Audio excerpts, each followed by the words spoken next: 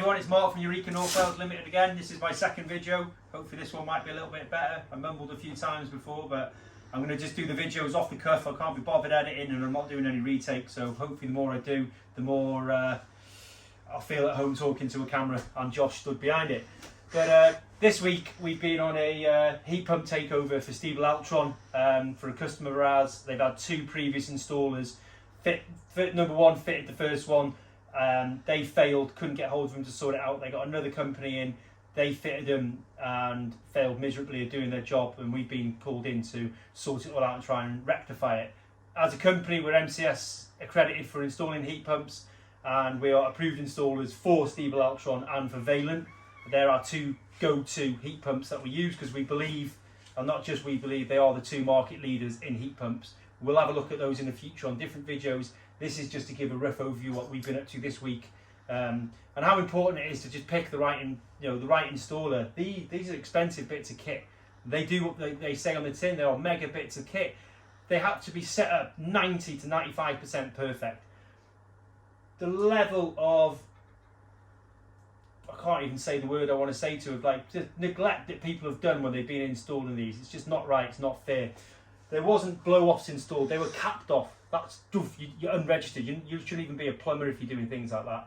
This on the floor is the cabling that we've ripped out. The lads were actually saying that they don't believe the heat pumps are going to work when all this has been taken out. That's been taken out of this install. There's just no knowledge of what's been going on, how they all work properly. They've had a cop of like 2.7. They should be at like 5.7. I'll go into detail on another video about COP and what it means, because I'm just going to bore people that don't want to listen to it or just having a look at what we do. But all about the figures, which we'll revisit in the winter, because obviously this is just doing hot water at the moment. But we're going to make these like 200 to 300% more efficient by the work that we've done. There will be some pictures flashed up on the screen now of how it looked when we took over it. Unfortunately, we're just learning about these videos. We didn't really take enough videos that we should have. So we will take a few more videos. We've got a load more takeover jobs to do to see what it looked like before and what it looks like now. We've also, recommissioned the solar thermal. It's not been looked at for 12 years this build's been in. So it's working like an absolute dream now. Yesterday it got the cylinder up to 60 degrees just on the solar thermal. Such a simple bit of kit that just needs to be looked after properly. Every year you just need to check the condition of the glycol going into it, but works an absolute treat. So as you can see, this is a ground source heating. So out in the yard there's two boreholes, 100 meters each, that then come into these two units to create your heating and your hot water. And I'm going to go over in some greater detail all about heat pumps properly, but this is just to say, if you've got any problems, you think your heat pump isn't doing what it's supposed to, it's costing you a fortune, 99.9% the installer's messed it up. Like I said, these have got to be set up to 90 to 95% correctly for them to work properly. When they work mega. I took a gas boiler out of my house, put a heat pump in so I could understand them, I could answer people questions, I could play about with the settings to see how bad you can set them up and how much they cost. This customer's electric bill has been through the roof. If we have a quick look over here, we put some energy management on them beforehand so we could look at the data and have the data to see the running costs of them before we actually did our work.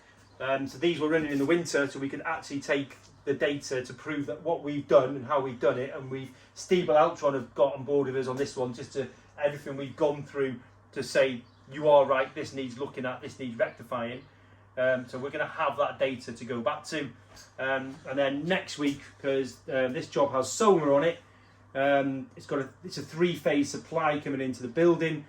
It's got a three-phase solar system. It's got batteries on three-phase, and the solar's not performing anywhere near as it's supposed to. And the reason is we've got a nice three-phase board here, looking after, lo and behold, everything to do with the heat pumps. It's the spring, it's the summer. the solar's kicking it out. A 3-phase solar system splits what you're producing equally over 3 phases. Guess what, guys? This is the fuse board for the house. It's on 1 phase. This fuse board needs swapping so that all the power being generated can be split equally, and the batteries can split the power equally over this building. That's next week's job on here, and we'll have a proper video we've seen inside the fuse board. We'll show you what that's like before we actually do the work, and we'll do a little what's the video called, like the time-lapse video of us doing that. But back to the heat pumps. They can have a lovely working system. I'm 99.9% accurate, convinced it is going to be doing what it's supposed to, and the energy that we predict it should be using is going to be correct. But on everything we do, we put energy management in to prove that what we say is going to happen, and it's all in the data. So thank you very much for watching, and yeah, see you on the next video. I hope that was a little bit better for you. Thank you. Yes.